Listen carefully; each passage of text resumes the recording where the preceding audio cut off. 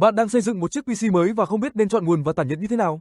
Hãy cùng tìm hiểu để đưa ra lựa chọn phù hợp. Nguồn điện và tản nhiệt là hai yếu tố quan trọng đảm bảo sự ổn định và hiệu suất của hệ thống. Một nguồn điện chất lượng cung cấp năng lượng ổn định, trong khi tản nhiệt hiệu quả giữ cho các linh kiện hoạt động ở nhiệt độ an toàn. Khi chọn nguồn điện, hãy tính tổng công suất tiêu thụ của các linh kiện và thêm khoảng 20 đến 30% để đảm bảo dư công suất. Lựa chọn nguồn từ các thương hiệu uy tín và có chứng nhận 80+ để đảm bảo hiệu suất và độ bền. Tùy vào nhu cầu sử dụng, bạn có thể chọn tản nhiệt khí hoặc tản nhiệt nước. Tản nhiệt khí thường dễ lắp đặt và bảo trì, phù hợp với cấu hình tầm trung. Tản nhiệt nước cung cấp hiệu suất làm mát cao hơn, thích hợp cho các hệ thống hiệu năng cao. Việc lựa chọn nguồn điện và tản nhiệt phù hợp là bước quan trọng trong quá trình xây dựng PC. Hãy cân nhắc kỹ lưỡng để đảm bảo hệ thống của bạn hoạt động ổn định và bền bỉ.